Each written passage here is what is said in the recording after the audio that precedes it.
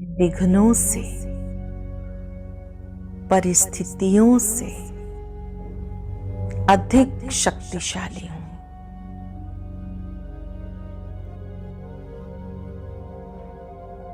मुझ में असीम शक्ति है।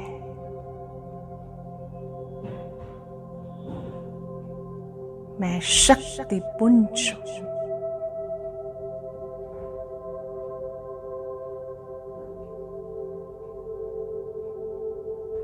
जैसे सूर्य के निकलने से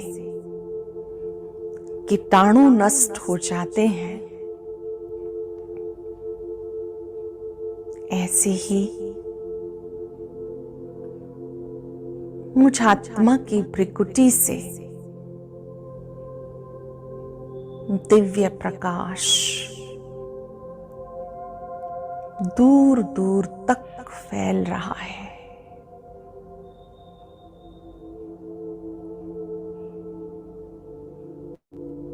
मेरी सूक्ष्म कमजोरियां जो विघ्न रूप बनती हैं, वो भी समाप्त हो रही हैं।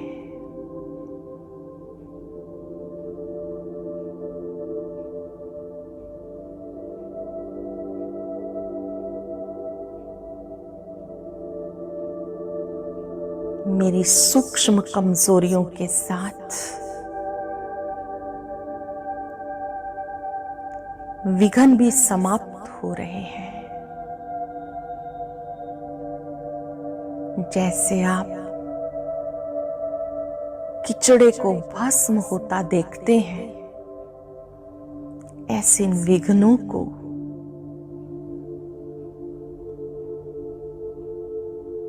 समाप्त होता देखे, जलता हुआ देखे।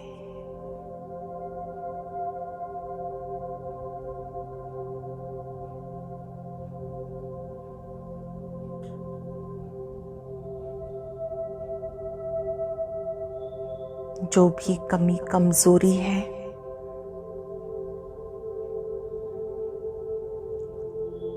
चाहे वो व्यर्थ संकल्प की हो,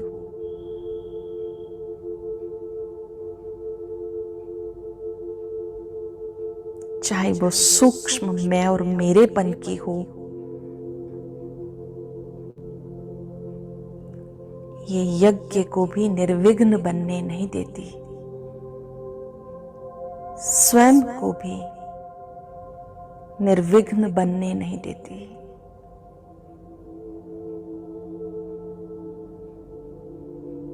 आज मैं आत्मा सच्चे दिल से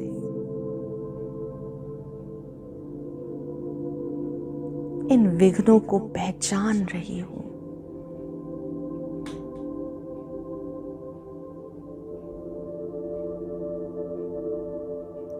विघ्न कमजोर मन की रचना है।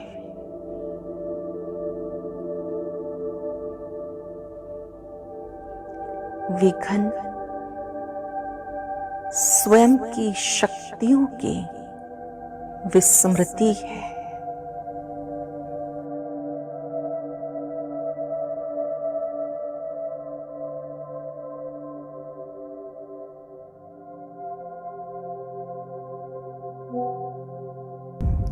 आज मैं आत्मा इन सूक्ष्म विघ्नों को पहचान रही हूं।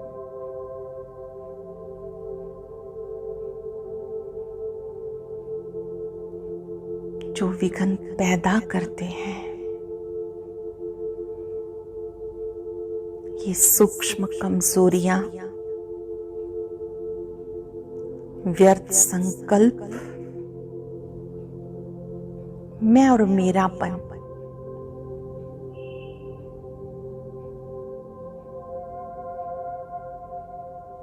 मैं बाबा को समर्पित करती हूं।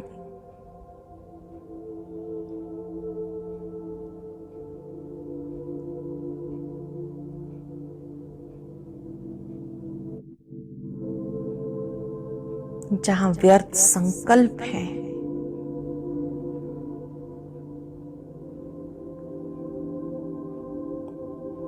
वहां कभी बेस्ट नहीं बन सकते।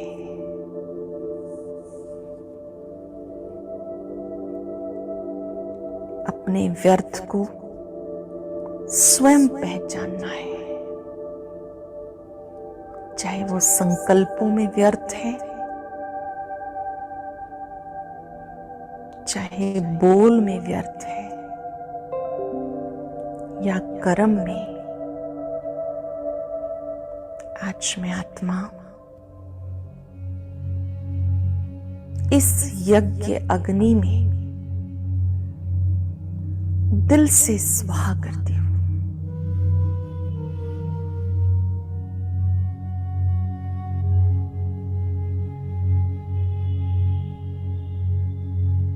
व्यर्थ को समाप्त कर मैं बाबा का बेस्ट बच्चा हूं।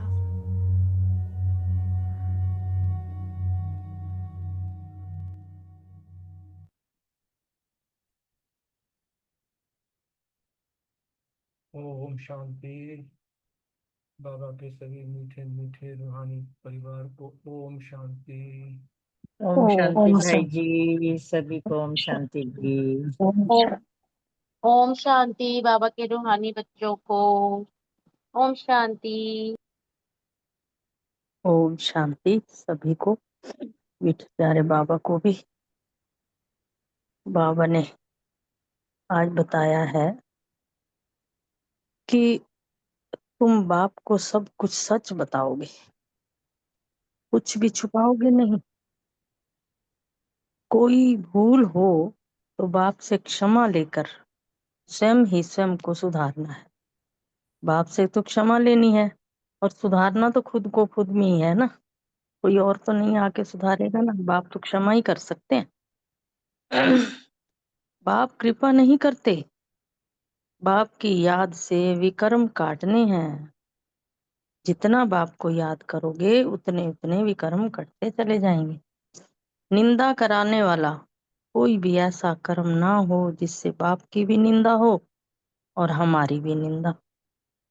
आगे वरदान है बहुत सुंदर। नॉलेजफुल की विशेषता द्वारा संस्कारों के टक्कर से बचने वाले कमल पुष्प समान व साक्षी। डिटेल बताया। संस्कार तो अंत तक किसी के भी दासी रहेंगे। संस्कार है हमारे जो बाबा कह रहे हैं, अंत तक वो दासी तो बने रहेंगे। किसी के राजा के संस्कार होंगे, किसी के दासी के होंगे। संस्कार बदल जाएं तो इंतजार भी नहीं करो। अगर तुम्हारे संस्कार बदल गए तो किसी चीज का इंतजार नहीं है। लेकिन मेरे ऊपर किसी का प्रभाव ना हो, ये बात बहुत बहुत पक्की कर लेनी है कि मेरे ऊपर किसी का भी प्रभाव ना हो। मेरे अपने ही संस्कार ऐसे हों कि कोई भी मेरे ऊपर अपना प्रभाव ना छोड़ पाए। क्योंकि एक तो हर एक के संस्कार भिन्न होते हैं, दूसरा माया का भी रूप बनकर आ जाते हैं। संस्कारों का तो इतना ध्यान रखना है कि हर किसी के होते अलग हैं, लेकिन जो माया है ना वो भी अपना रूप बदल लेती है। इसलिए कोई भी बात का फैसला मर्यादा की लकीर के अंदर रहकर करना है। भिन्न भिन्न संस्कार होते हुए भी टक्कर ना हो। इसलिए नॉलेजफुल बन कमल पुष्प समान न्यारे व साक्षी रहो। स्लोगन, हठ व मेहनत करने की बजाय रमणीकता से पुरुषार्थ करो। ओम शांति। शुक्रिया बाबा, शुक्रिया मीठे परिवार का। ओम शांति। ओम शांति जी। आज की साकार मुरली से मैंने सम्मान लिया।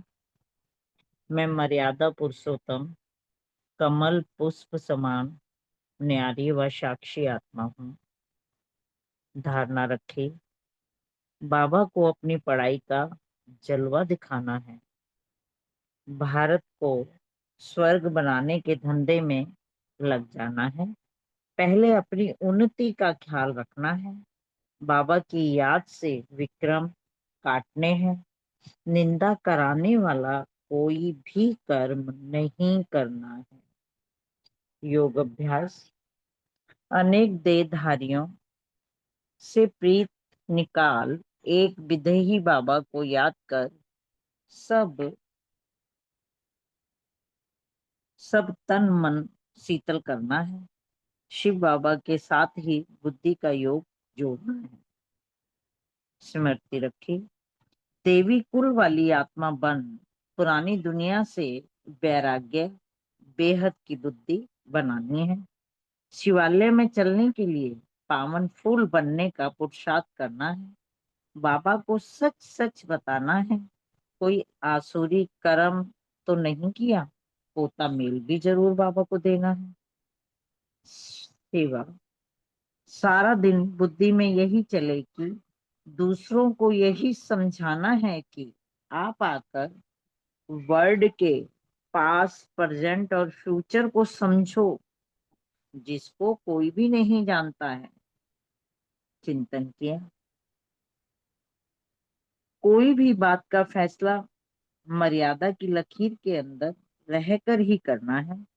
भिन्न भिन्न संस्कार होते हुए भी टक्कर ना हो, इसके लिए नॉलेजफुल बन कमल पुष्प समान न्यारे व साक्षी रहना है। चेकिंग, मैं आत्मा हट व मेहनत से तो पुरुषार्थ नहीं कर रही हूँ। बाबा ने कहा है रमणीकता से पुरुषार्थ करो। ओम शांति जी। शुक्रिया बाबा। ओम शांति। आज की साकार मुरली से जो मैंने सामान लिया है, मैं कमल पुष्प समान न्यारी व प्यारी आत्मा हूँ। स्मृति में रखा, एक विदेही बाप जो शरीर देह से परे है, उनकी याद से ही आत्मा अशरीरीपन का अनुभव करती है। चेकिंग किया, क्या मैं स्वर्ग में जाने के लायक पुरुषार्थ कर रही हूँ? स्वभाव में शीतलता व विकारों के ऊपर मैंने कितनी विजय प्राप्त की है? सेवा का पॉइंट, बाबा ने कहा कि सेवा का अर्थ सिर्फ बोलना ही नहीं है, बल्कि बाबा द्वारा जो ज्ञान हमें मिलता है ना, वह अन्य आत्माओं को सुनाना है और बाबा के बनाए हुए चित्रों से जोड़ते हुए उन्हें उनका सच्चा भविष्य दिखलाना है। और साथ में बाबा ने ये भी कहा कि सेवा में भागीदारी ही भविष्य में रजाई लेना है और सबको आत्मा व परमात्मा का की सच्ची पहचान देनी है। चिंतन किया, गलती होने पर तुरंत बाप को बताना है, वही विकर्म विनाश की संजीवनी है। और धारणा का पॉइंट लिया कि रोज ईमानदारी के साथ बाप को पोता मेल देना है। चेक करना है कि आज मैंने किसी को दुख तो नहीं दिया। सेवा व संकल्पों में कितनी गहराई थी, आज मेरी सेवा और संकल्पों में कितनी गहराई थी। नॉलेजफुल आत्मा बनकर कमल पुष्प समान न्यारी और प्यारी रहना है। ओम शांति जी। शुक्रिया बाबा का, शुक्रिया मीठे परिवार। ओम शांति। आज स्वमान लिया, मैं कमल पुष्प समान न्यारी और प्यारी आत्मा हूँ। योगाभ्यास, अनेक देहधारियों से प्रीत हटाकर एक विदेही बाप को याद किया। मामेकन ममना भव, बाबा को याद किया। बाबा को याद करते रहेंगे तो एकदम शीतल अंग हो जाएंगे। स्मृति रखी कि बाबा हमें कांटों से फूल बनाते हैं तो हमारी बुद्धि में ये खुशी रहनी चाहिए। सेवा, बाबा आकर हमें गंदगी से निकालते हैं तो हमें भी बहुतों को निकालने की सर्विस करनी है और चित्रों पर भी समझाने की सेवा करनी है। धारणा, लड़ना झगड़ना बिल्कुल नहीं है, सच बोलना है। झूठ बोलने से सत्यानाश हो जाता है। चिंतन, हठ व मेहनत के बजाय रमणीकता से पुरुषार्थ करने का चिंतन करना है। चेकिंग, किसको हमने दुख तो नहीं दिया। ओम शांति। Thank you. ओम शांति। आज का स्वमान लिया, मैं आत्मा रमणीक पुरुषार्थी हूँ। योग अभ्यास, एक विदेही बाप को प्यार से याद किया। धारणा, बाप को अपनी पढ़ाई का जलवा दिखाना है। हीरखंड होकर रहना है, लड़ना झगड़ना बिल्कुल नहीं है, सच बोलना है। सेवा, भारत को स्वर्ग बनाने की सेवा करनी है। स्मृति में रखा, अमरनाथ बाप कहते हैं, तुम सब पार्वतियां हो, अभी तुम माँ में कम याद करो तो तुम अमरपुरी में चले जाएंगे और तुम्हारे पाप भी नाश हो जाएंगे। चिंतन किया, इस रूहानी पढ़ाई से हम शीतल बन जाते हैं। सिर्फ बाप को याद करते रहें तो एक एक अंग शीतल हो जाएगा। चेकिंग की निंदा कराने वाला कोई भी कर्म नहीं करना है। ओम शांति। Thank you. ओम शांति। आज की मुरली से स्वमान लिया। मैं नॉलेजफुल की विशेषता द्वारा संस्कारों से टक्कर लेने वाली कमल फूल पुष्प समान न्यारी व साक्षी निष्ठा आत्मा हूँ। धारणा के लिए बाप को अपनी पढ़ाई का जलवा दिखाना है और भारत को स्वर्ग बनाने के धंधे में लग जाना है। आज बाबा ने कहा है खीर खंड होकर रहना है और अपनी उन्नति का सदा ख्याल रखना। कोई भूल हो तो बाबा से क्षमा मांगनी है, स्वयं को सुधारना है। चिंतन का पॉइंट, अपना पोता मेल रात को देखना है कि आज कोई भी आसुरी काम तो नहीं किया, कोई पाप तो नहीं हुआ। बाबा कहते हैं सारी आयु में जो भूल की है वह भी बतानी है। स्मृति में रखा अनेक देहधारियों से प्रीत निकाल एक विदेही बाप को याद करेंगे तो सब अंग शीतल हो जाएंगे। इसीलिए शिव बाबा से ही बुद्धि योग जोड़ना है, कोई देहधारी से कोई नहीं जोड़ना। सेवा के लिए बाबा ने कहा चित्र भी अच्छे अच्छे बनाओ। बाबा ने आज कहा है कि ये सतयुग के भी जैसे सुंदर सुंदर चित्र बनाओ जिससे कि लोग देखें और आकर के और फिर उनको होशियारी से समझा के सेवा करनी है बाबा कि कैसे स्वर्ग बनाने के धंधे में बाबा ने कहा लग जाना। नशे का पॉइंट है कि ईश्वर बाबा पढ़ाते हैं तो उनकी पढ़ाई का जलवा दिखाना है। इसी नशे में रहना है कि बाबा के जो ये विश्व कल्याण का के लिए हम जुड़े हैं उसका जलवा दिखाना है, तभी तो बाबा भी कुर्बान जाएंगे। आज बाबा ने कहा है कि जो जलवा दिखाएंगे बाबा भी कुर्बान जाएंगे। तो दिल में आना चाहिए कि हमें तो भारत को स्वर्ग बनाने का धंधा करना ही है। चेकिंग के लिए देखना है कि मेरे ऊपर किसी का प्रभाव तो नहीं आता, कितने नॉलेजफुल बने हैं, और बाबा से क्षमा मांगने की भी ध्यान रखना है, चेकिंग करनी है। और योगाभ्यास में 5 स्वरूपों का और 8 शक्तियों का योगाभ्यास। ओम शांति। Thank you very much. ओम शांति। आज की मुरली से सम्मान लिया। मैं नॉलेजफुल आत्मा हूँ और स्मृति में रखा अभी जो कुछ दिखता है वो नहीं रहेगा, विनाश हो जाएगा। और नशे की पॉइंट है अभी हम गुलगुल फूल बन रहे हैं। और चिंतन की पॉइंट भी हमारी है ईश्वरीय रेस, सिर्फ बुद्धि से प्यारे बाबा को याद करना है। कुछ भूल हो तो बाबा को सुनाना चाहिए। और धारणा की पॉइंट ली, बाप को अपनी पढ़ाई का जलवा दिखाना है, भारत को स्वर्ग बनाने के धंधे में लग जाना है, पहले अपनी उन्नति का ख्याल करना है, निंदा कराने वाला कोई काम नहीं करना है। और सेवा की पॉइंट ली, सबको यह समझाना है कि वर्ल्ड के पास्ट प्रेजेंट फ्यूचर को आकर समझो। शिव बाबा आया हुआ है, उनसे आकर ना पास्ट फ्यूचर समझो। और चेकिंग की पॉइंट ली, अपना पोता मेल चेक करना है कि कोई आसुरी चलन तो नहीं चली, कोई ऐसा कर्म तो नहीं हुआ। और बाप को सब कुछ सच सच बताना है, कुछ भी छुपाना नहीं है। और योग की पॉइंट थी विदेही बन विदेही शिव बाबा को याद किया। ओम शांति। शुक्रिया बाबा। ओम शांति। आज की मुरली से सम्मान। मैं साक्षीपन की सीट पर सेट रहने वाली आत्मा हूँ। योगाभ्यास, बाप को याद किया, याद से ही विक्रम करते हैं और अंग शीतल हो जाते हैं।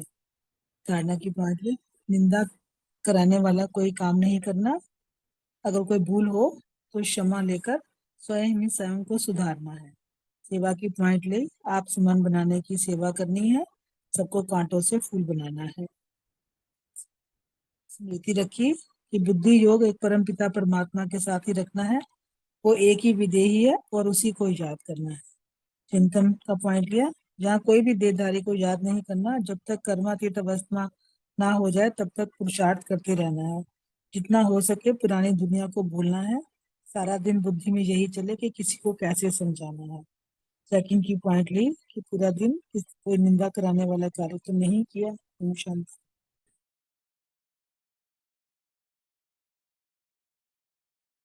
मन रखा मैं अमरनाथ का पार्वती हूँ। और दूसरा सामान रखा मैं ब्रह्मा के औलाद ब्राह्मण हूँ। और याद के लिए बाबा ने आज जो कहा कि एक ही बेहद के बाप को याद करना है, विदेही बाप को याद करना है, तो उससे हमारा अंग अंग शीतल हो जाएगा। और स्मृति में रखा कि बाप आकर हमको कितना गंदगी से निकाला है, तो मुझे भी औरों को गंदगी से निकालने की सर्विस करनी है। और तीसरा तीसरा पॉइंट था कि श्रीखंड होकर रहना है धारणा के लिए।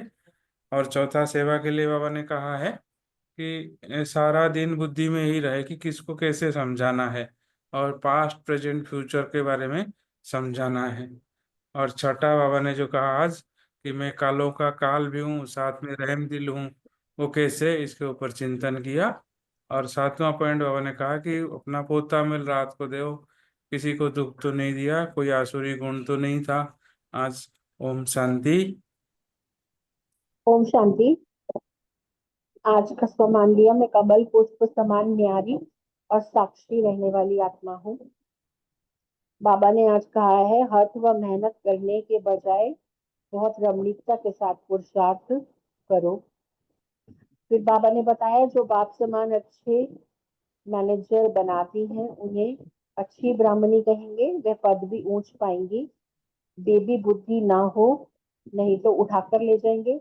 रावण संप्रदाय है ना, तो ऐसी ब्राह्मणी तैयार करो जो पीछे सेंटर संभाल सके, यानी स्पिरिचुअली मैच्योर हो। बाप तुम बच्चों को ऑलराउंड सब बातें समझाते हैं। चित्र अच्छे अच्छे बनाओ जो फिर सबके पास जाए। अच्छी चीज देखकर कहेंगे चलकर देखो। समझाने वाला भी होशियार चाहिए। सर्विस करना भी सीखना है। फिर बाबा ने कहा, समझो कोई ने हॉस्पिटल बनाई तो दूसरे जन्म में रोग कम होगा। ऐसे तो नहीं कि पढ़ाई जास्ती मिलेगी, धन भी जास्ती मिलेगा। उसके लिए तो फिर सब कुछ करो। कोई धर्मशाला बनाते हैं तो दूसरे जन्म में महल मिलेगा। ऐसे नहीं कि तंदुरुस्त रहेंगे, नहीं। बाप का बनकर फिर बाप की निंदा नहीं करानी है। सतगुरु का निंदक ठौर न पाए। ठौर तुमको मिलती है बहुत ऊंची, सत्युग की ठौर। तो जो भी बुरा काम हो, कोई गलती हो, तो फौरन बाबा को बताओ व लिखो, बाबा ये बुरा काम हुआ, तो तुम्हारा आधा माफ हो जाएगा। ऐसे नहीं कि बाबा कृपा करेंगे। क्षमा व कृपा पाई ये भी नहीं होगी। सबको अपने को खुद सुधारना है। कुछ भी भूलो तो झट बाबा को सुनाना है, कर्म इंद्रियों से ये भूल हुई। तो आप कहते हैं रॉन्ग राइट सोचने की बुद्धि तो मिली है, तो अब रॉन्ग काम नहीं करना है। रॉन्ग काम कर दिया तो बाबा तौबा तौबा, क्षमा करना, क्योंकि बाप अभी यहाँ बैठे हैं सुनने के लिए। गृहस्थ व्यवहार में रहते राजाई पद पाना है, इसीलिए रोज अपना पोता मेल निकालना है, ये चेकिंग करनी है। सारे दिन का फायदा नुकसान निकालना है। पोता मेल नहीं निकालते तो सुधरना बड़ा मुश्किल है। फिर बाबा कहते हैं, तुम सब पार्वतियां हो। अभी तुम मामेकम याद करो तो अमरपुरी में चले जाएंगे और तुम्हारे पाप भी नाश हो जाएंगे। बाबा की मुरली सुनेंगे। दिन प्रतिदिन करेक्शन तो होती रहती है। तुम अपनी अवस्था को भी देखते रहो कितना करेक्ट होती जाती है। बाप आकर गंदगी से निकालते हैं। जितना जो बहुतों को निकालने की सर्विस करेंगे उतना उच्च पद पाएंगे। तुम बच्चों को तो एकदम खीरखंड होकर रहना चाहिए। बाबा कहते हैं, सारी आयु में जो भूल की है वह बताओ। कोई कड़ी भूल करते हैं तो सर्जन को बताने में लज्जा आती है, क्योंकि इज्जत जाएगी। न बताने से फिर नुकसान हो जाता है। देही अभिमानी को बुलबुल फूल कहा जाता है। अभी तुम फूल बनते हो। देही दे अभिमानी रहने से कांटे के कांटे रह जाते हैं। बाबा ने कहा, देवी कुल की जो आत्माएं हैं उनकी निशानियां इस पुरानी दुनिया से सहज ही वैराग्य होगा। उनकी बुद्धि बेहद में होगी। शिवालय में चलने के लिए वह पावन फूल बनने का पुरुषार्थ करेंगे। आसुरी चलन भी नहीं चलेंगे। बाप को सच सच सुनाएंगे। पोता मेल रखेंगे। कोई आसुरी कर्म तो नहीं हुआ, कुछ भी बाबा से छुपाएंगे नहीं। अनेक देहधारियों से प्रीत निकाल एक विदेही बाप को याद करना है, तो तुम्हारे सब अंग शीतल हो जाएंगे। ओम शांति। Thank you.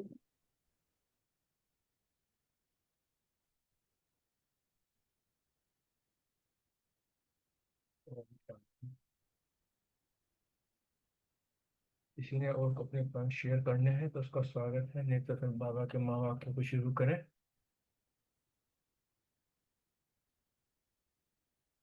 ठीक। आज बाबा के जो महावाक्य हैं 24 फरवरी 1984 के हैं और ब्राह्मण जन्म अवतरित जन्म। शास्त्रों में अब तक हमने सिर्फ अवतारों की बात सुनी थी कि देवी देवता जो होते हैं अवतार लेते हैं। आज बाबा ने बहुत सूक्ष्म रीति से सहज भाव से यह बता दिया कि ये गायन तुम ब्राह्मण बच्चों का ही हो, तुम ही सब बच्चे जो है अवतरित होने वाले अवतार। और अपनी बात को इस बात को बाबा ने सिद्ध भी किया है। और बाबा का जो कार्य है, जो क्योंकि बाबा तो अव्यक्त वतनवासी है और वो सिर्फ देहधारियों को नहीं देखता, वो सिर्फ आत्माओं को देखता है, इसलिए वो सब अपने अवतरित बच्चों के प्रति जो है आता है। किस लिए आता है? क्योंकि बाप दादा अव्यक्त है और अपने जो बच्चे हैं जो जो अव्यक्त जो है सभी बच्चों को जो परे की स्थिति में ले जाने के लिए अव्यक्त देश में आता है, अव्यक्त शरीर में आता है। किस लिए? अपने बच्चों को, जो अवतरित बच्चे हैं उनको भी अव्यक्त बनाने के लिए, आप समान बनाने के लिए आता है। बाबा ने इस चीज को बहुत क्लैरिफाई कर दिया कि तुम बच्चे वे अवतार हो, क्योंकि अवतरित होते हैं। एक होता है लौकिक रूप में जन्म लेना, वो तो सभी है, लेकिन अलौकिक रूप में जो जन्म लेते हैं ये हुआ अवतरण। क्योंकि तुम ब्राह्मण बच्चे ही जो है अपनी ऊंची स्थिति में इस पुरानी देह का आधार लेकर सेवा के प्रति कर्म करते हैं और पुरानी दुनिया का मोह ममत्व से छोड़ पुरानी दुनिया में होते हुए भी अपनी स्थिति को ऊपर रखते हैं और श्रेष्ठ कार्य करते हैं। अर्थात अवतार लेकर परमात्मा का पैगाम लेकर आते हैं और पैगाम जो है अन्य आत्माओं को भी देते हैं। परमात्मा से मिलने के लिए जो है तुम्हारा अवतरण हुआ, इसलिए अवतार है। और दूसरी बात जो बाबा ने बहुत अच्छी बात ये बताई है आज, कि बाबा का बनते ही अवतरित आत्माएं जो हुई अपनी देह, जो अपनापन है, जो देह, ये सब बाबा को कह दिया तन मन धन सब तेरा।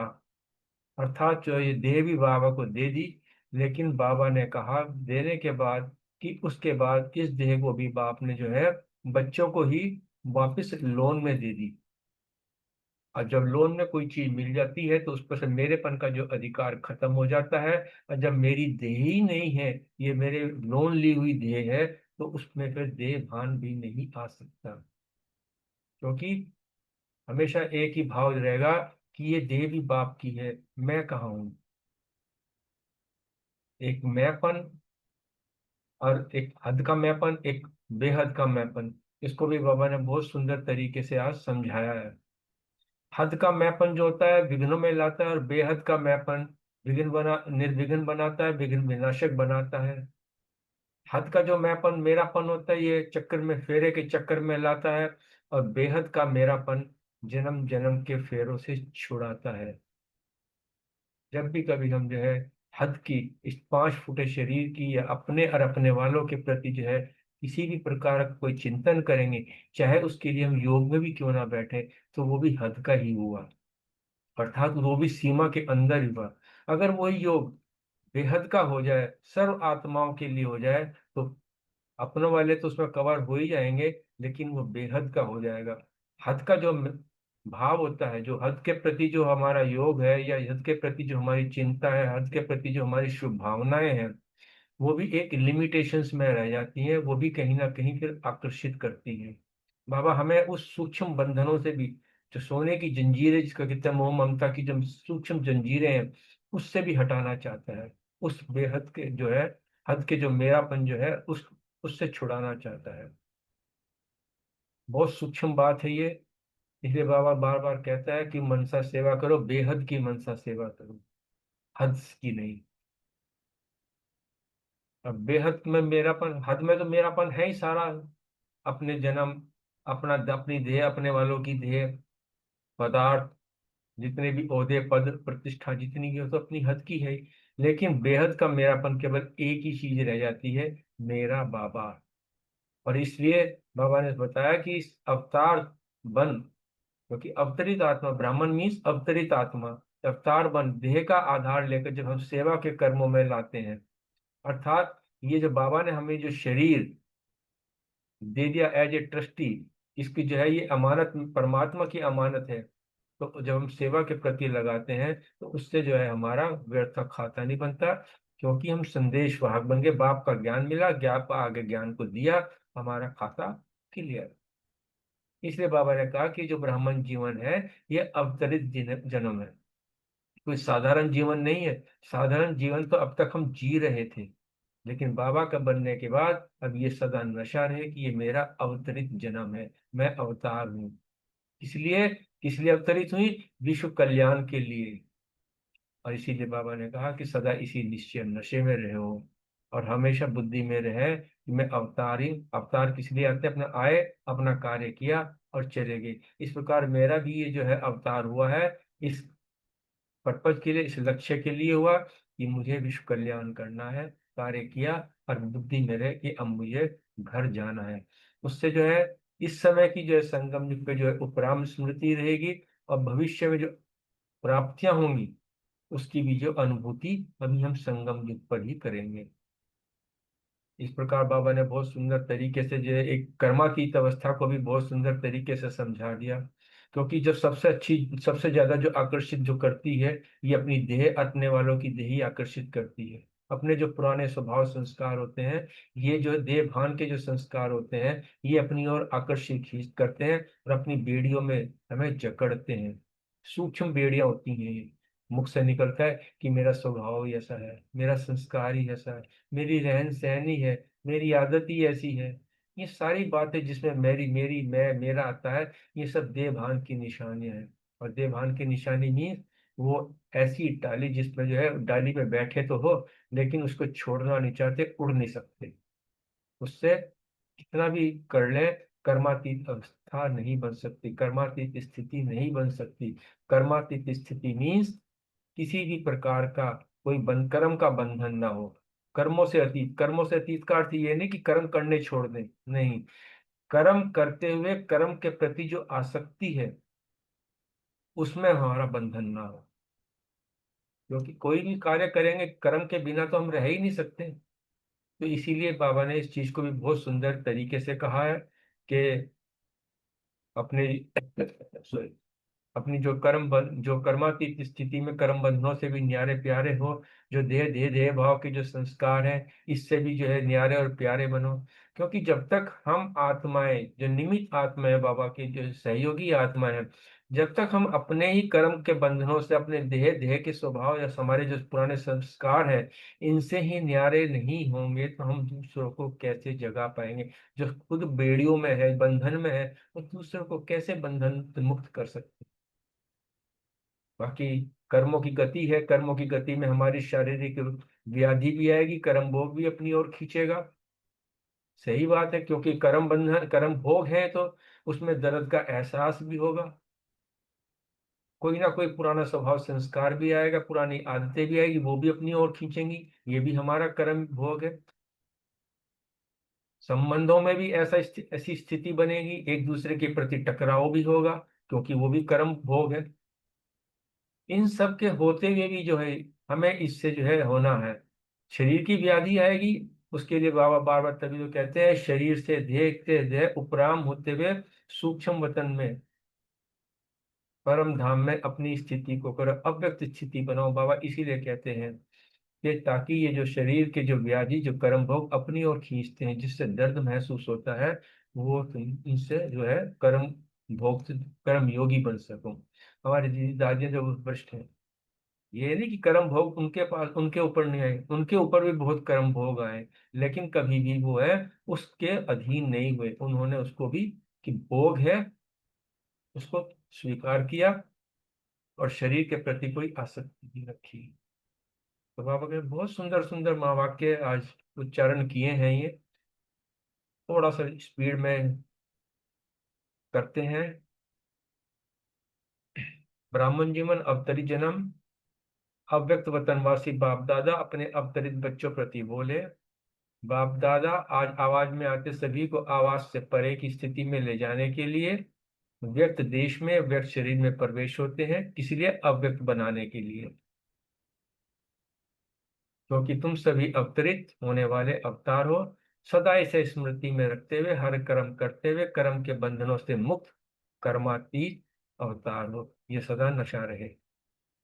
अवतार अर्थात ऊपर से श्रेष्ठ कर्म के लिए आते हो। आप सभी भी ऊंची ऊपर की स्थिति से नीचे अर्थात देह का आधार ले सेवा के प्रति कर्म करने के लिए पुरानी देह में पुरानी दुनिया में आते हो, लेकिन स्थिति ऊपर की रहती है, इसलिए अवतार हो। अवतार सदा पैगाम परमात्म पैगाम ले आते हैं। आप सभी संगम युगी श्रेष्ठ आत्माएं भी परमात्म पैगाम देने के लिए परमात्म मिलन कराने के लिए अवतरित हुए हो। ये देह आपकी अब नहीं रही, क्योंकि सब बाप को दे दी, देह हमने बाप को दे दी। सब तेरा कहा अर्थात मेरा कुछ भी नहीं, ये देह भी जो है परमात्मा की हो गई। अब इस देह को सेवा अर्थ बाप ने हमें वापस लोन में दी है। लोन में मिली हुई कोई वस्तु पर मेरेपन का कोई अधिकार नहीं हो सकता। जब मेरी देह नहीं तो देह का भान भी कैसे आ सकता है, क्योंकि ये देह के साथ जो आत्मा है ये भी बाप की बन गई।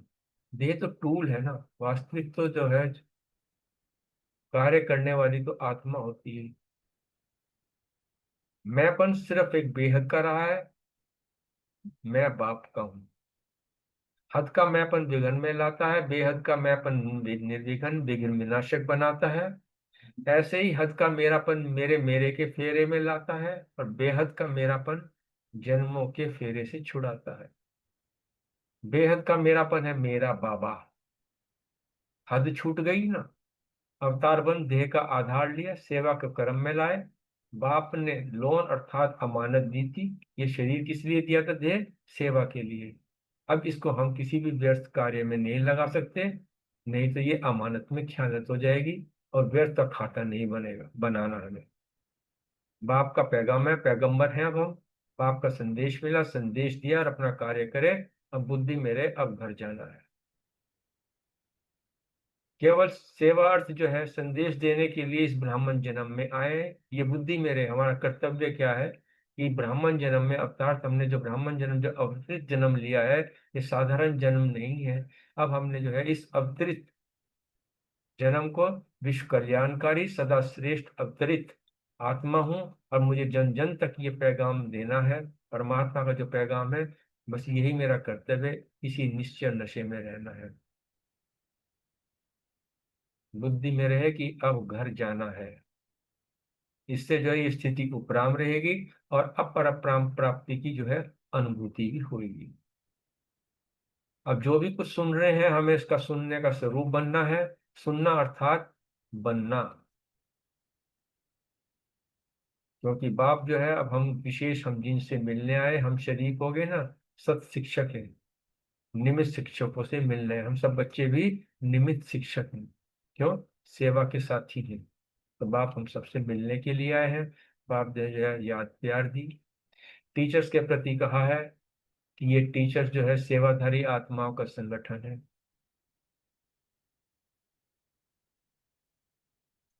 बाबा ने टीचर्स को कहा कि तुम अपनी देवभान की डाली से उड़ते पंछी हो, या अभी भी जो है देवभान की डाली तुमको अपनी ओर खींचती है? क्योंकि ये देवभान इतनी जल्दी से निकलता नहीं है। इसके लिए बहुत अभ्यास, कहते हैं ना, 10 नखूनों का जो है जोड़ लगा के इसको देवभान से निकालना पड़ता है। जरा भी पुराने संस्कार स्वभाव अपनी ओर आकर्षित करते हैं तो मानो देह का भान है। मेरा स्वभाव ऐसा है, मेरा संस्कार ऐसा है, मेरी रहन सहन ऐसी है, मेरी आदत ऐसी है, ये सब देवभान की निशानियां होती हैं। बाबा ने हम बच्चों को जो है उड़ता पंछी बनाया, अर्थात किसी भी प्रकार का कोई बंधन नहीं, यहाँ तक कि जो है कर्मों के प्रति जो है वो भी बंधन नहीं कि मेरी सेवा है, मेरा सेंटर है, मेरे स्टूडेंट हैं, मेरे सहयोगी हैं। ये सब जो है सूक्ष्म बंधन है सारे सारे। इनसे बंधनों से जो है न्यारे होकर रहना है हमें। आगे बाबा ने बताया जब आप सभी जो है निमित्त आत्माएं कर्म के बंधनों से देह के संस्कार स्वभाव से न्यारे नहीं होंगे तो औरों को कैसे करेंगे? क्योंकि पहले तो हमें अपनी ही जो है सूक्ष्म जो बेड़ियां हैं इन्हें तोड़ना है, तभी हम दूसरों के जो है बेड़ियों से दूसरों को भी आजाद कर सकेंगे।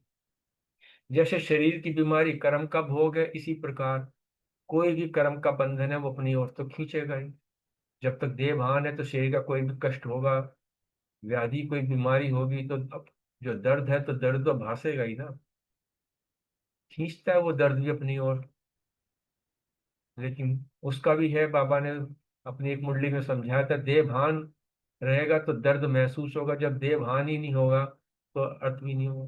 बाबा कहते हैं तो अनेस्थीसिया लगा देते हैं, देह भान खत्म हो जाता है, उसके बाद शरीर को काट फाट देते हैं, कुछ महसूस ही नहीं होता। तो यही जो है उपराम स्थिति जो है, वही स्थिति को बाबा कहते हैं उसका ही अभ्यास करना है, क्योंकि अंत समय में भी ये उपराम स्थिति ही काम आएगी। अदरवाइज अगर ये देह भान ही रहा, दुख और दर्द जो है यही महसूस होता रहा, तो अपने दर्द में रहेंगे, उसका भान रखेंगे या परमात्मा को याद करेंगे, परमात्मा की याद में रहेंगे। इसलिए बार बार बार बात पक्का कराता है बार बार कि जो है आपको ये पुराने स्वभाव संस्कार, पुरानी आदतें जो खींचती हैं, इनसे भी उपराम होना है। उसके बाद बाबा ने बताया कि सभी नंबर 1 में जाने वाली आत्माएं हो। 1 नंबर का अर्थ था कि हर बात में विन करने वाली, कोई भी कमी नहीं। टीचर्स के लिए अब तो बाबा, टीचर्स अर्थात जो अपने फीचर से बाप दादा को प्रत्यक्ष करें। आज बाबा ने इसको दूसरे रूप में कहा है। टीचर्स अर्थ है सदा अपनी मूर्त द्वारा कर्मातीत ब्रह्मा बाप और न्यारे तथा प्यारे शिव बाप की अनुभूति कराने वाले, दोनों को जो है प्रत्यक्ष करने वाली जो है वो टीचर्स है। आप सभी भी बाप के फ्रेंड्स हो, godly friends. Godly friend means समान, बाप के कदम पर कदम रखने वाले। इस प्रकार बाबा ने बहुत सुंदर तरीके से बताया कि आप फ्रेंड्स भी हो, माशूक के आशिक भी हो। तो आशिक सदा माशूक के पाँव के ऊपर पाँव रखते हैं, ये एक रस्म है, एक शादी की रस्म होती है। तो उस चीज को जो है बाबा ने यहाँ बताया है कि शादी में जो है पाँव के ऊपर पाँव रखते हैं। लेकिन वो जो है आप लोगों का ही है, आपका है बुद्धि रूपी पाँव, और उन्होंने से स्थूल पाँव समझ लिया है। जितनी भी हमारी रिचुअल्स बनी हुई हैं ये सब इस संगम युग की ही बनी हुई है। जो उनका जो यथार्थ मूल जो भाव था वो खत्म हो गया, केवल भौतिक भौतिक दिखावा ही होकर रह गई है। आगे बाबा ने निमित्त शिक्षकों को कहा कि वो बहुत सहज है, दूसरों को तो फिर भी संबंध में रहना पड़ता है। निमित्त शिक्षकों के प्रति बाबा ने बहुत बताया कि बहुत आप तो फिर भी बहुत इजी हो, आपका तो संबंध केवल सेवा और बाप से ही है। चाहे तो लौकिक कार्य कर तब भी यही याद रहता है कि टाइम हो गया है, अब सेवा पर जाना है, तो बाप की सेवा करनी है। लेकिन जो लौकिक कार्य वाले होते हैं उनकी स्मृति तो चारों ओर बिखरी हुई होती है, क्योंकि माँ बाप भी कमाते हैं तो बच्चों के लिए कमाते हैं, तो उनकी याद में बच्चे ही रहते हैं। तो इसी प्रकार आप निमित्त शिक्षक जो है, जब भी कभी सेवा के लिए भी अगर जाते हो या सेवा करते हो तो उसमें भी बाप ही याद आता है, इसलिए आपका बहुत सहज है ये। कभी भी जो है कोई भी सेवा जो है लौकिक समझकर नहीं करनी है। कोई भी सेवा घर में भी हो तो एक भाव रहे कि मैं अलौकिक सेवा करती हूँ, क्योंकि ये मेरा अलौकिक जाम है, जॉब है, मैं सेवा के निमित्त हूँ। जब ये भाव रहेगा, कोई घर परिवार में भी रहते हुए कोई बोझ नहीं, कार्य करते हुए भी, कर्म करते हुए भी कोई बोझ नहीं होगा। क्योंकि जब मैं मेरापन, मुझे ही करना, मेरी ही जिम्मेवारी है, ये मैंपन जो होता है यही भारी कर देता है।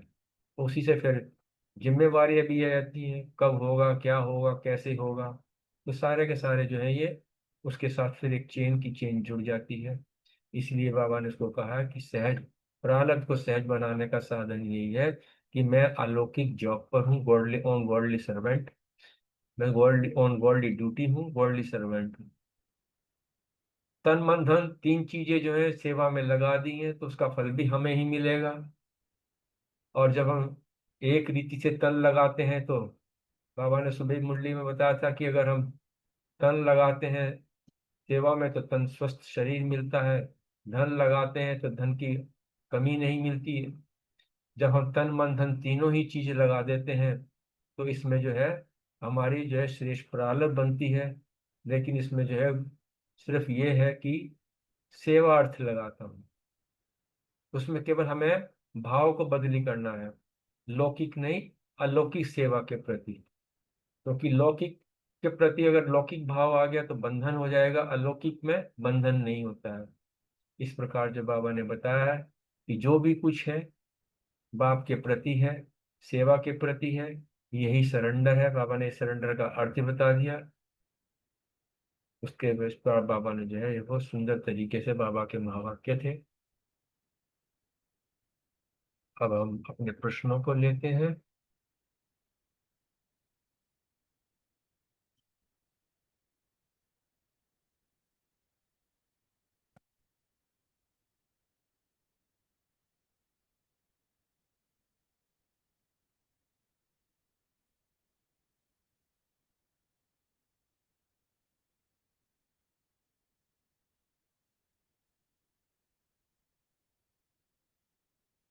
ओम शांति।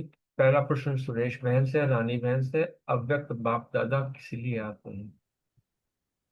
ओम शांति। बहुत सुंदर मुरली थी और आपने भी एक्सप्लेन भी बहुत अच्छे से की है। बाबा की आपके ऊपर दृष्टि है जिससे कि इतनी सुंदर मुरली आप सुनाई आपने। थैंक्स बाबा का। बाबा ने कहा है कि अव्यक्त वतनवासी बाप दादा अपने अवतरित बच्चों के प्रति क्या बोलते हैं। बहुत सुंदर महावाक्य। बच्चों को अवतरित बोलते हैं। बाबा कहते हैं तुम अवतरित आत्मा हो और तुम ही अवतार लेती हो। जैसे मंदिर में हम जाते हैं तो देखते हैं भाई वो दुर्गा का अवतार बना, वो कोई महावीर का अवतार बना, कोई श्री कृष्ण का अवतार बना, कोई लक्ष्मी नारायण बना। तो इसी तरह वो हमारे ही अवतार हैं। सुरेश में हम थोड़ा में सा से पॉइंट से थोड़ा आप डिस्ट्रैक्ट हो गए हो। बाप दादा अव्यक्त वतन से व्यक्त वतन में किस लिए आते हैं? अच्छा, तो ये सुनो, अव्यक्त वतन से किस लिए आते हैं। ठीक है। हम व्यक्त बच्चों को अव्यक्त स्थिति में लाने के लिए आते हैं। हाँ जी, हाँ जी, हाँ जी, ठीक है, ठीक। बाबा अव्यक्त वतन से आते हैं हमें अव्यक्त स्थिति में लाने के लिए। बाबा कहते हैं ऊंची ऊपर की स्थिति से नीचे अर्थात देह का आधार ले सेवा प्रति कर्म करने के लिए पुरानी देह में, पुरानी दुनिया में आते हो। ये दूसरा लेकिन आंसर है बहन। तो फिर ऊपर वाला तो वही तो है। हम बस वो इतना सही है हमारा दोनों का ना। अच्छा तभी फिर मेरा जल्दी से खत्म हो गया। जी। चलो ठीक है बहन, ओम फिर आप सुना दीजिए। थैंक यू भाई। ओम शांति जी। बाबा का वरदानी हाथ मेरे हीरा भाई के ऊपर हमेशा है और हमेशा रहेगा। बहुत अच्छे हीरे मोती लुटाते हैं मुरली सुनाते वक्त। शुक्रिया बाबा। बाबा ने यही बताया कि जब बाबा अवतरित हम बच्चों का, उन्होंने यहाँ देखो कितना अच्छा हम बच्चों का बता दिया कि ये जो तुम्हारा ब्राह्मण जन्म है ना, ये अवतरित जन्म है। और बाप दादा आवाज में आते ही हैं हम सभी बच्चों को, सभी आत्माओं को आवाज से परे की स्थिति में ले जाने के लिए व्यक्त देश से व्यक्त शरीर में प्रवेश होते हैं हम सभी आत्माएं अव्यक्त बाबा अव्यक्त बनाने के लिए। और सदा अपने को अव्यक्त स्थिति वाले सूक्ष्म फरिश्ता, हम आत्माओं ने अपने आप को सूक्ष्म फरिश्ता समझना है। व्यक्त देह से अवतरित होते हैं सभी अवतरित होने वाले अवतार हो। देखो बाबा कितना ऊंचा हमें बना रहे हैं, उठा रहे हैं कि हम अवतरित होने वाले अवतार हैं और हम सबको इसी स्मृति में भी रहना है। सदा हर कर्म करते हुए कर्म बंधनों से मुक्त कर्मातीत अवतार हैं हम सब, और हमें हमेशा इसी स्मृति में रहना भी है। ओम शांति जी। शुक्रिया बाबा। थैंक यू रानी बहन, सुरेश बहन, बहुत सुंदर। अगला प्रश्न हमारी अनीता बहन, प्रीति बहन। अवतार अर्थात उसको स्पष्ट करेंगे। शांति। बहुत ही सुंदर मुरली, बहुत अच्छे से भाई साहब आपने समझाई। बाबा आज हमें इतना ऊंचा टाइटल दे रहे हैं कि तुम सब बच्चे अवतार हो। तो अवतार क्या करते हैं? देखो, जितने भी धर्म पिताएं आए, अवतार लेके आए ना धरती पे, और आए और उन्होंने अपने धर्म की स्थापना की। बाबा आया तो बाबा भी अवतरित होते हैं ब्रह्मा के तन में। तो बाबा कह रहे हैं तुम भी अपनी इस पुरानी दुनिया में, पुराने शरीर में अवतरित हुए हो। देह का आधार ले सेवा के लिए, कर्म करने के लिए इस दुनिया में आए हो, अवतार लिया तुमने। ऊपर से आते हैं, बाबा ने कहा अवतरित आत्मा ऊपर से आती है। तो बाबा ने ये कहा कि किस लिए आए हैं? श्रेष्ठ कर्म करने के लिए हम नीचे आए हैं।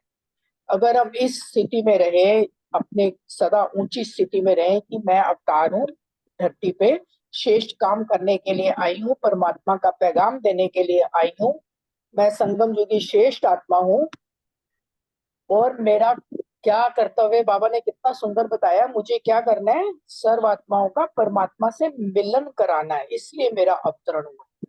क्योंकि मेरा तो बाबा से मिलन हो गया, लेकिन अन्य आत्माओं को पैगाम देके उनको भी परमात्मा से मिलन कराना है।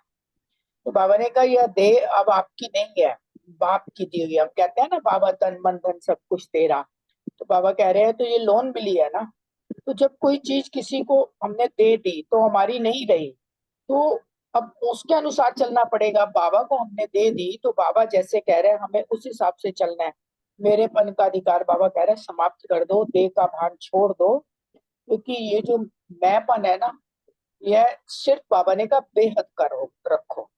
क्या कि मैं बाप का और बाप मेरा, जैसा मैं जैसा बाप वैसे मैं बाबा का बच्चा, है ना। तो ये है बेहद का मैंपन, बाबा ने कहा। तो हद के का जो मैंपन है ना, बाबा कह रहे हैं वो विघ्नों को लाता है। क्योंकि जो हद का मैं है ना, वो तो सबको पता ही है, हम तो सबको अनुभव है कि कितना उससे नुकसान होता है। मैं करते रहे सारी जिंदगी बकरी की तरह। पर अब असली में आके आप बाबा ने बताया कि तुम तो एक आत्मा हो, है ना। तो इस मैपन को छोड़, जो बाबा ने दिया है बेहद का मैपन, कि बाबा के बने हो, तो बाबा जो कह रहे हैं बाबा के अनुसार चलो। व्यर्थ की इधर उधर की चक्करों में नहीं पड़ो। व्यर्थ कार्य में बाबा कह रहा है ये जो बाबा की अमानत मिली है इसको व्यर्थ कार्यों में नहीं लगाओ, अपना व्यर्थ खाता नहीं बनाओ। आए हो, अवतरित हुए हो संदेश देने के लिए। अवतार क्या करता है? आया, संदेश दिया और चला गया। तो हमारा भी यही काम है, सबको संदेश देना, सबका परमात्मा मिलन करवाना। ओम शांति। शुक्रिया बाबा। ओम शांति। थैंक यू अशोक भाई जी, थैंक यू अनीता बहन, बहुत सुंदर दोनों ने एक्सप्लेन किया। तो अवतार अर्थात बाबा ने बड़ा सुंदर बताया कि अवतार जो होते हैं ना वो ऊपर से आते ही श्रेष्ठ कर्म करने के लिए। और अगर हम भी ऊपर की स्थिति से नीचे अर्थात देह का आधार लेके कोई भी कर्म करते हैं तो वो स्थिति ऊपर की, पुरानी देह या पुरानी दुनिया में आते, लेकिन अगर स्थिति ऊपर की ही रहती है तब हम अवतार हैं। तो अवतार क्या होता है? जैसे हमने देखा ये सभी जो अवतार लेके आए हैं पैगाम देते हैं और चले जाते हैं, हमने भी परमात्मा पैगाम देना है। बाबा कह रहे कि आप जो संगम युगी श्रेष्ठ आत्मा है ना, ये भी परमात्मा पैगाम देने के लिए या परमात्मा मिलन मनाने के लिए, मिलन कराने के लिए अवतरित हुई है। तो जो ये देह है ना, हमारी देह नहीं रही, क्योंकि हमने जो कुछ हमारा है, हमने जब सब कुछ कह दिया सब कुछ तेरा, तो मेरा तो कुछ भी नहीं बचा। तो देह भी बाबा को हमने दे दी सेवा के लिए। तो लोन में मिली वस्तु पे अधिकार नहीं हो सकता मेरेपन का। जब मेरी देह नहीं है तो देहभान भी नहीं आना चाहिए, मैंपन भी नहीं आना चाहिए। तो बाबा यही कह रहे हैं कि आत्मा भी बाप की बन गई, देह भी बाप की हो गई, तो मैं और मेरा खत्म हो जाना चाहिए ना, नहीं होना चाहिए। और अगर सिर्फ मैंपन हो तो सिर्फ एक बेहद का रहे कि मैं बाप की, जैसा बाप मैं वैसी बच्ची। तो जब हमारे अंदर ये बेहद का मैंपन रहेगा तभी हम हद के मैंपन के विघ्नों में नहीं आ पाएंगे। और बेहद का जो मैंपन होता है ना, वो निर्विघ्न और विघ्न विनाशक बनाता है। ऐसे ही जो हद का होता है वो तो फिर सभी को पता है किस तरह से मैं बकरी का करते हैं और मेरे मेरे के फेरे लगाते हैं। तो हमें बेहद का मेरापन जन्मों के बंधनों से, जन्मों के फेरों से छुड़ाता है।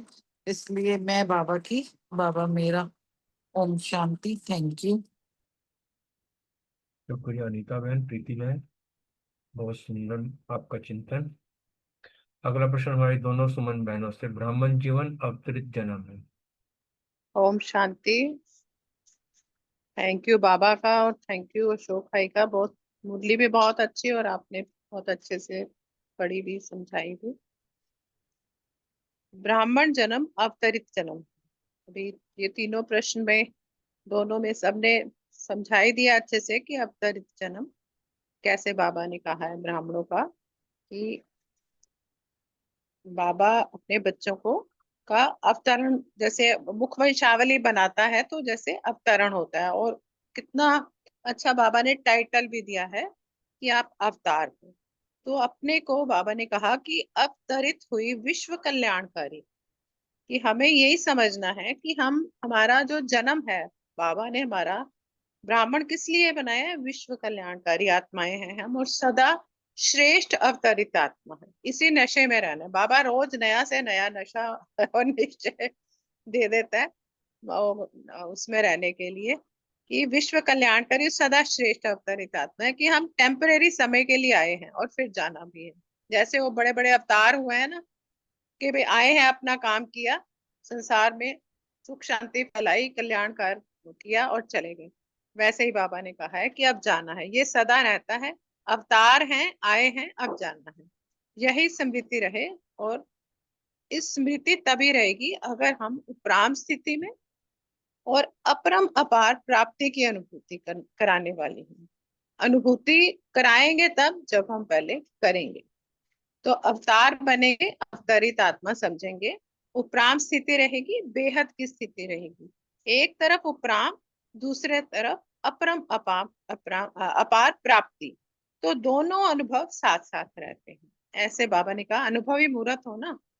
अब सुनने को स्वरूप में लाना है। बाबा यही कहता है ना, स्मृति स्वरूप बनना है। खाली सुनना ही नहीं है, स्वरूप में लाएंगे। स्वरूप में लाएंगे तो स्मृति स्वरूप तभी बनेंगे। सुनना अर्थात बनना है।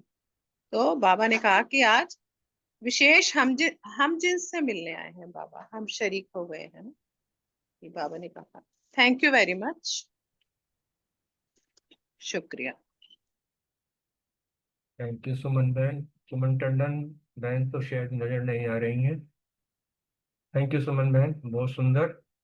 अगला प्रश्न हमारी बलविंदर बहन, रजनी बहन और सीमा बहन से है कि हद का मेरा मेरा और बेहद का मेरापन, हद का मेरापन और बेहद का मेरापन, इन दोनों को डिफरेंस को जो है विस्तार से स्पष्ट करें।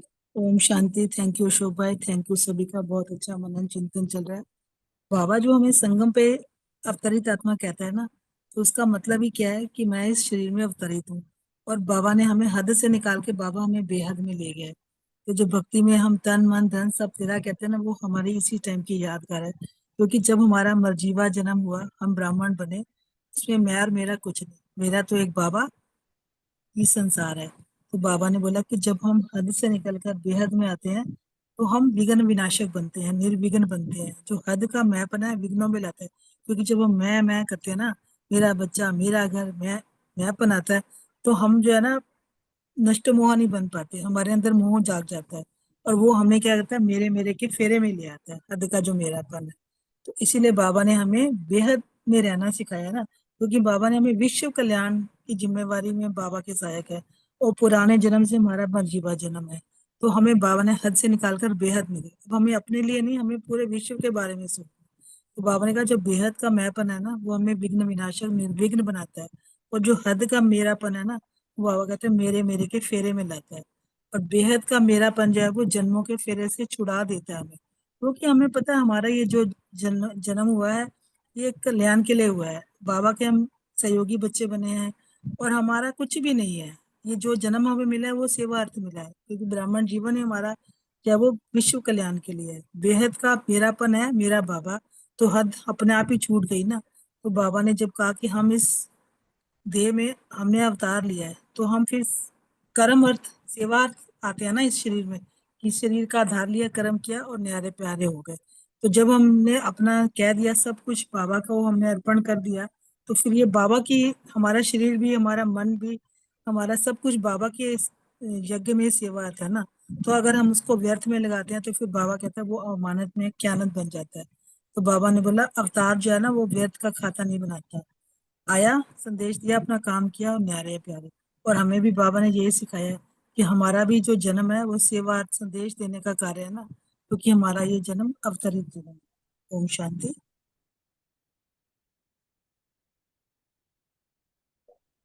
शांति।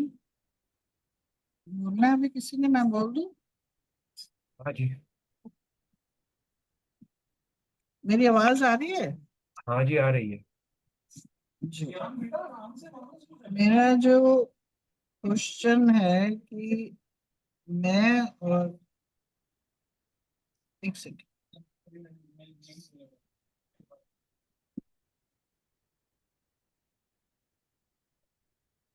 एक्चुअली बाबा ने जो आज की मुरली करी है उसके अंदर हमें, हम जो हैं पैगंबर, पैगाम देने वाले, जो जो जो मुसलमान होते हैं ना, उनके पैगंबर होते हैं, पैगंबर आए ना, तो वो अपने अल्लाह का मैसेज लेके आते हैं। तो आज बाबा ने भी यही कहा कि हम अवतरित हुए हैं। तो आज यही बाबा ने भी कहा कि एक्चुअल में हम हैं कौन। एक्चुअल में मैं बाबा का हूँ और बाबा मेरा है। और मेरा जो है वो मेरा बाप है। तो ये आ जाता है बेहद में। और जब आ जाता है कि मैं रजनी हूँ, मेरा ये शरीर है, मेरा ये बच्चे हैं, मेरा ये घर है, ये बाउंड्रीज आ जाती हैं हमारी, ये हद है हमारी, क्योंकि मैं रजनी इसमें सिमट गई। मगर बाबा ने जब कहा वासुदेव कुटुंबकम की एक बात जब आती है, वो बेहद में आता है, वो मैंपन में आ जाता है, मेरा परिवार सारा ये वाला है। अब जब इतना विशाल है, वहां पे कोई हद नहीं बनी हुई है, तो उसमें क्या होता है कि हम हद में आते हैं ना, तो वहां कहीं ना कहीं धीरे धीरे उनसे उनका करते हुए उनके ऊपर फोकस चला जाता है। और वो पांच जो विकार है ना, पांच जो जितने हमारे माया के विकार हैं, जिसको हम रावण कहते हैं, ये उनमें हमारे में भरने शुरू हो जाते हैं। उससे फिर हमारे अंदर विघ्न भी आएंगे, क्लेश भी आते हैं, वो सारी चीजें आने लग जाती हैं। अगर जब ये है ही बाबा का, बाबा का दिया, बाबा जाने, बाबा करा रहा है, मैं कर ही नहीं रहा हूं, जब ये बेहद की भावना से हम जब करने लगते हैं, तो वो चीज के अंदर इतना आनंद आता है कि उसमें ईर्ष्या द्वेष आता ही नहीं। सारे तो मेरे हैं, सारों को ही देना है, तो फिर इसको कम दूं, मेरे बच्चों को ज्यादा मिले, मेरे बच्चे को ये मिले, ये फिर वहां वृत्ति आती नहीं। तो हम निर्विघ्न हो जाते हैं, विशाल हो जाता है हमारा। अगर एक बच्चा मेरा, यहाँ हद में दो बच्चे हैं, मगर विश्व में जितने भी छोटे छोटे छोटे छोटे बच्चे भी दिखेंगे ना, तो ये बाबा का रूप, बाबा का रूप आ जाता है। ये ऋषि दिखाई देते हैं, छोटे छोटे संत आए बैठे, तो ये वाले उस भावना में आ जाते हैं। और वो हमारी इतनी, अपने मन को भी ताकत देती है, आत्मा बड़ी स्ट्रांग हो जाती है उससे। और जब हद में आते हैं तो हमारी जो है आत्मा कमजोर होने लग जाती है कहीं ना। और फिर बाबा ने ये भी कहा कि अब जिससे मैं मेरा करोगे तो उसके ऊपर हमारे कर्मों का लेना देना भी शुरू हो जाएगा। और फिर वो जन्मों के फेरे में हम पड़ जाते हैं, फिर आज लिया तो कल अगले जन्म में देना भी पड़ेगा, छुड़ाना भी पड़ेगा। मगर बाबा के साथ जब हम बेहद में आ जाते हैं, जब बाबा ने भेजा है हमें सेवा के लिए, हम आके किया बड़े प्यार से और चले गए। तो जन्म मरण के फेरों में भी बाबा ने कहा इस तरह से हम फिर नहीं छोड़ते। बाबा जाने, बाबा करा रहा है, वही कर रहे हैं, उन्हीं से करा रहे हैं, तो कोई बंधन फिर नहीं रहता है। तो फिर ये हद जो है हमारी छूट जाती है। तो अवतार बन के देह का आधार लेते हैं हम, वो भी इसलिए कि बाबा ने हमारे से सेवा करानी है। उसके राइट हैंड हम ही हैं, और उसका राइट हैंड बन के राइट लक्ष्य पकड़ के राइट काम करना है और राइट ही सोचना है। तो मैं और मेरेपन में ये हद और बेहद का इतना फर्क आ जाता है। और उसके अंदर प्राप्तियां ही प्राप्तियां हैं, मगर उसके अंदर बंधन ही बंधन है। ये दोनों में फर्क है जो कि हमें छोड़ना है। कितने जन्मों से हम उन्हीं बंधनों में बंधे हुए हैं, तो बाबा एक ये जन्म दिया हमें, तो बाबा ये कह रहा है कि तुम्हारा अवतरण हुआ है और हमें वो वाले बंधन सारे काट के बेहद में आ जाना है, और उस बेहद में आके अपनी आत्मा को उन बंधनों से भी परे करना है, और जो और आत्माएं हैं उन बंधन में जकड़ी हुई हैं उनको भी छुड़ाना हमारा ही फर्ज है, हमारे भाई हैं वो। इसलिए बाबा ने कहा अवतरित होके आज की मुरली में, बाकी सबने बहुत अच्छे से किया। एक एक शब्द ऐसा है कि जो प्रैक्टिकल में उतारने वाला है, व्यर्थ खत्म हो जाता है उसके अंदर जब हम बेहद में आ जाते हैं। ओम शांति। ओम शांति। थैंक यू भाई जी, बहुत सुंदर मुरली एक्सप्लेन की। तो बाबा कह रहे कि बेहद का मैंपन है, मैं बाप का हूँ, और हद का मैंपन जो है वो विघ्नों में लाता है, और बेहद का मैंपन निर्विघ्न बनाता है, विघ्न विनाशक बनाता है। ऐसे ही हद का मेरापन मेरे मेरे के फेरे में लाता है, और बेहद का मेरापन वो जो है वो जन्मों के फेरे से छुड़ाता है, और बेहद का मेरापन है सिर्फ मेरा बाबा। ओम शांति। Thank you. Thank you Balwinder बहन, रजनी बहन, सिंगा बहन। अगला प्रश्न हमारी अर्चना बहन, रमनी भाई, मीतू बहन से। कर्मातीत स्थिति को स्पष्ट करें और इसके लिए क्या पुरुषार्थ करना पड़े। शांति। कर्मातीत का तो बाबा ने बहुत ही क्लियर बोला कि कर्म से अतीत नहीं, लेकिन कर्म बंधनों से ऊपर।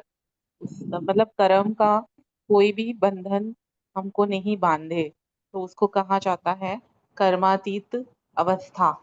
क्योंकि बाबा ने एक पूरी मुरली उस पे चलाई थी कि पंछी जो हैं उड़ रहे हैं और कुछ जो हैं वो डाली को पकड़ के बैठे हुए हैं। तो ये देह भान की डाली है जो कि हमको देह भान में बार बार लाती है, तो वो फिर हमको कर्मातीत स्थिति तक पहुंचने नहीं देती, है ना। क्योंकि देह में ही देह और देह के संबंध से, संस्कार से, वस्तु वैभव व्यक्ति से बंधा हुआ है, तो वो देहभान है। तो वो पंछी जो है उड़ना चाह रहा है, आत्म पंछी उड़ के बेहद गगन में, बस बाबा उपराम स्थिति में वो स्थित हो जाए, बाबा और मैं, और इस अवस्था में मैं कर्म करूं।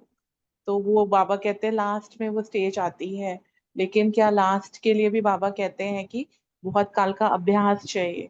तो बार बार अशरीरीपन का अभ्यास करना, और सबके बीच में रहते भी बस एक बाबा की याद में रहना, जिससे जो कर्म हो रहा है वो मुझे चाहे अच्छा है चाहे बुरा है, उसका जो भी फल है वो बाबा को हम समर्पित करें, तो हम उसके बंधन में नहीं बनेंगे। लेकिन बार बार जब हम देह के भान में आते हैं तो कर्म के बंधन में बंध जाते हैं, तो फिर उड़ नहीं पाते ना। तो इसीलिए बाबा ने कहा कि कर्म के बंधन से न्यारा होना, इसी को कर्मातीत अवस्था कहा जाता है। ओम शांति। Thank you. ओम शांति। थैंक यू अशोक भाई जी, बहुत सुंदर मुरली, आपने भी बहुत अच्छी एक्सप्लेन की। बाबा ने कहा है कोई भी पुराना कलयुगी स्वभाव संस्कार, कोई भी पुरानी आदत आरामदायक रहन सहन भी अपनी ओर आकर्षित ना करे, अर्थात कोई भी देह भान की निशानी आत्मा में ना दिखाई दे। इस देह भान की डाली से उड़ता पंछी बनना है। इसी निर्बंधन स्थिति को कर्मातीत स्थिति बाबा ने बताया है। कोई भी कर्म का बंधन अपनी तरफ खींचे नहीं आत्मा को। सहज रूप से कर्म किया और न्यारे हुए, बंधन न महसूस हो कि अभी ये करना है या अभी वो करना है। स्वयं निर्बंधन होंगे तो दूसरों को भी बना सकेंगे निर्बंधन। कर्म भोग सिर्फ बीमारी का दर्द नहीं, लेकिन बाबा ने बताया कि देह के कर्म भी अगर अपनी ओर खींचते हैं तो उसको भी कर्म भोग ही बाबा ने बोला है। पुराने स्वभाव संस्कार कलयुगी, इसको भी बाबा ने कर्म भोग बोला है। कर्म योगी बनकर रहेंगे तो कर्म भोग भी अपनी तरफ खींचेगा नहीं। ओम शांति। ओम शांति।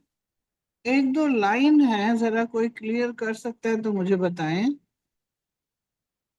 इसमें आया कि शारीरिक व्याधि कर्म भोग अपनी तरफ बार बार खींचती है, दर्द होता है तो खींचता है, तो कहते हो क्या करें, वैसे तो ठीक है लेकिन कर्म भोग कड़ा है।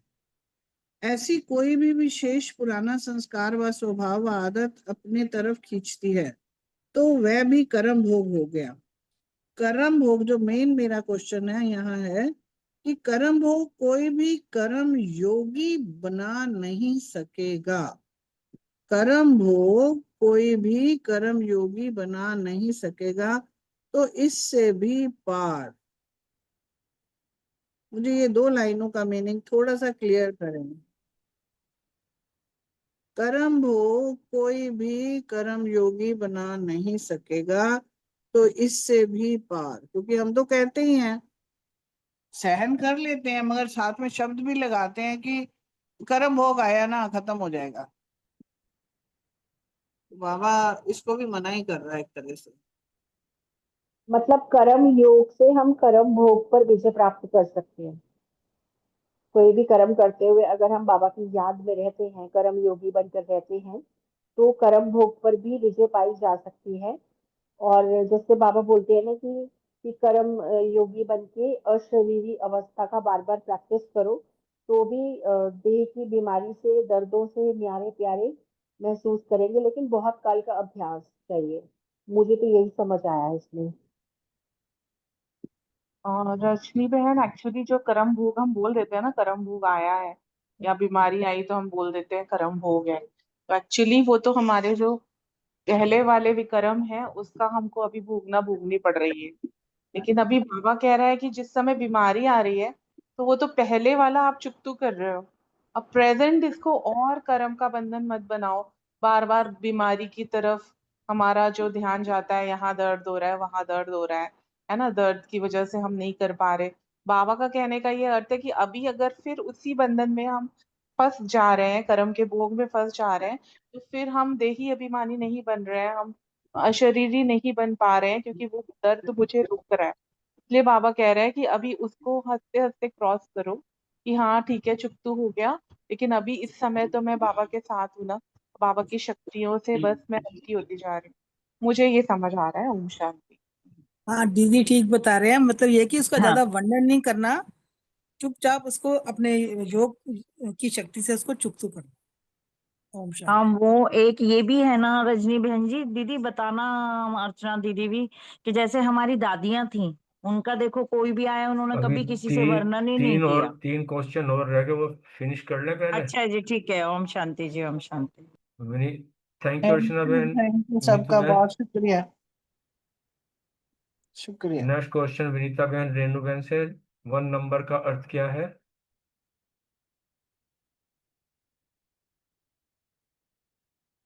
रेणु बहन। हाँ जी, ओम शांति जी। क्वेश्चन है 1 नंबर का अर्थ क्या है। तो इसके लिए बाबा ने बताया, जैसे और भी भाई बहनों ने बताया, कि ब्राह्मण जीवन जो है, ब्राह्मण जन्म जो है वो अवतरित जन्म है।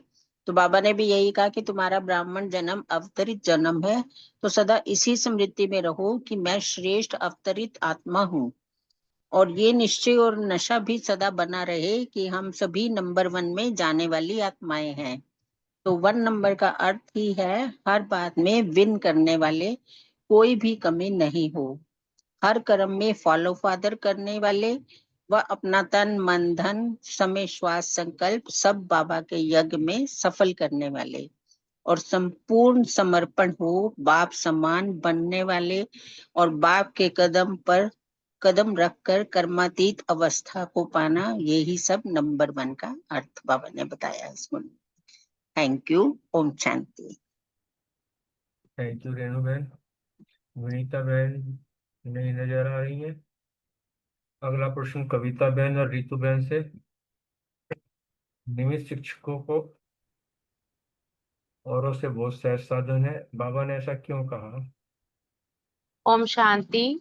बाबा ने बोला कि नियमित शिक्षकों को औरों से बहुत सहज साधन है, क्योंकि देखो दूसरों को तो फिर भी संबंध में रहना पड़ता है। जो निमित्त भाई बहने होते हैं उनको क्या होता है कि दूसरों अपना संबंध में सदा ना सेवा और बाप से ही रहता है। उनका उनका संबंध सिर्फ सेवा और बाप से होता है, चाहे वो लौकिक में कोई भी कार्य करते रहते हैं ना, लेकिन उनको याद यही रहता है कि कब समय हो, कब हम सेवा में जाएं।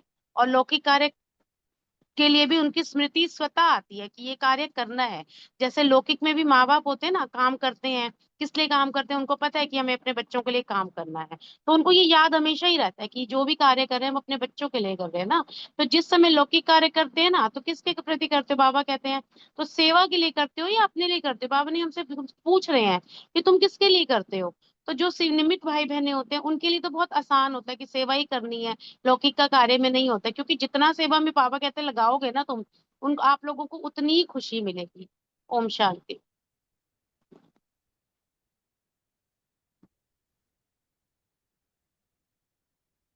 रितु बहन नहीं है। थैंक यू कविता बहन। अगला अंतिम प्रश्न विजय भाई और रूमी बहन से, लौकिक नहीं अलौकिक सेवा के प्रति हो, इसी भाव को बदली करो, इसको स्पष्ट करें। ओम शांति। यहाँ बाबा ने ये कहा कि तन मन धन सब कहते हैं ना, 3 चीजें सेवा में लगानी है।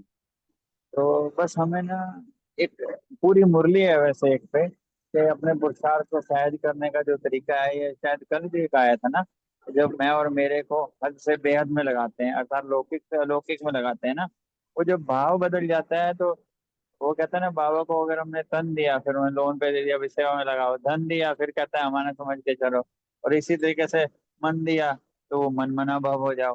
तो यहाँ भी जब हम उसको उस अलौकिक भाव से चलते हैं ना, जीवन हमारी कहने में लौकिक सेवाएं कर रहे हैं। जैसे घर में अगर किसी के साथ पेरेंट्स हैं, बच्चे हैं, तो वो भी समझो भगवान के गिफ्ट है, भगवान के बच्चे हैं, तो वो भी अलौकिक हो जाता है। लौकिक कुछ है ही नहीं, प्रैक्टिकल में देखा जाए, सिर्फ भाव को बदलने से हमारे जीवन में लौकिक कुछ है ही नहीं। क्योंकि उसमें लौकिकता ना हो, अलौकिकता हो, कि हम किसी भी ड्यूटी पे जा रहे हैं, अपने बिजनेस कर रहे हैं, कुछ भी कर रहे हैं, वहां भी अलौकिक भाव हो, जो भी घाटा नफा बाबा का, उसी ईमानदारी से, उसी उससे अगर कार्य करेंगे और उससे जो भी आएगा तो श्रीमत से चलेंगे, हाथ लगाएंगे, तो भाव जो है अलौकिक होने से ना, तो उसका फल हमें पूरा मिलेगा। वो असली सरेंडर, एक सेंटर में सरेंडर होना एक निमित्त बात है। जब हम तन मन धन से सरेंडर होता है, अकॉर्डिंगली उसकी बाप की चाह से या बाप के हिसाब से चलते हैं, तो उसका हमें पूरा पूरा फल मिलता है। ऐसा यहाँ भी समझाया और प्रैक्टिकल में भी है। और काफी टाइम से पहले ना हम लिख देते थे O G S on gold service ईश्वरीय सेवा में, तो चाहे हम प्रैक्टिकल में इतना ना कर पाए, पर बार बार जब हम अटेंशन रखते हैं, करते हैं, असर तो जरूर आता है। Thank you very much. Thank you Vijay भाई, बहुत बहुत धन्यवाद सबका परिवार का। रूमी बहन तो इस वक्त नहीं है, चलो समय भी पूरा हो रहा है, बाबा का गीत लगा दे। आज का रोमी बहन जी कहीं विशेष सेवा में है क्या? कम हाँ, आते हैं यहाँ पे? शाम को सेंटर पर उनकी ड्यूटी होती है वहाँ सेवा के लिए, तो वो उनको पहुँचते पहुँचते थोड़ा लेट हो जाते हैं वो। नहीं, वो कोई हर्ज नहीं, जैसे वैसे एक शुभ भावना से मैंने बात हाँ करी। जी, हाँ जी, हाँ जी। ऐसे ही कोई कोई अगर किसी कारण से नहीं आ रहा हो, तो आपस में परिवार वाले इसको तो बंद करके जाओ, पहले आवाज नहीं आती फिर।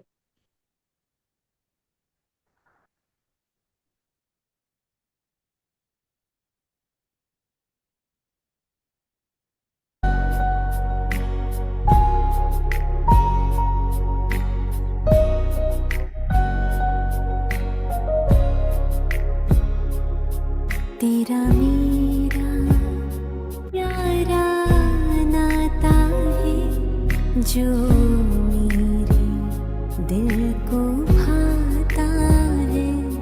तेरा मेरा प्यारा नाता है, जो मेरे दिल को भाता है। तेरे स्नेह का ऐसा जादू है, तेरे स्नेह का ऐसा जादू है।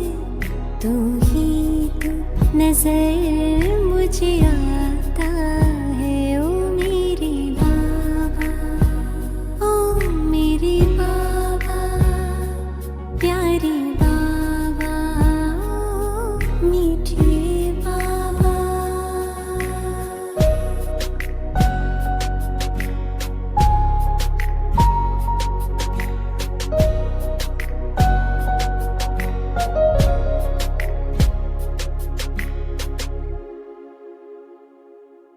कितना तुझको मैं याद करूं, मन ही मन तुमसे बात करूं, यूं कौन करेगा प्यार मुझे, ये सोच के दिल भर आता है। तेरा मेरा प्यारा नाता है जो मेरे दिल को भाता है।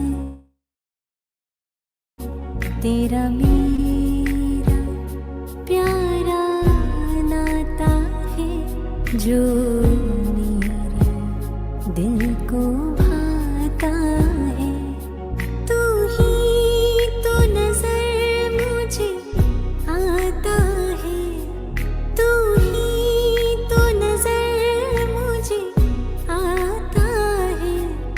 एक धुन मेरा मन गाता है, ओ मेरे बाबा, ओ मेरे बाबा, प्यारी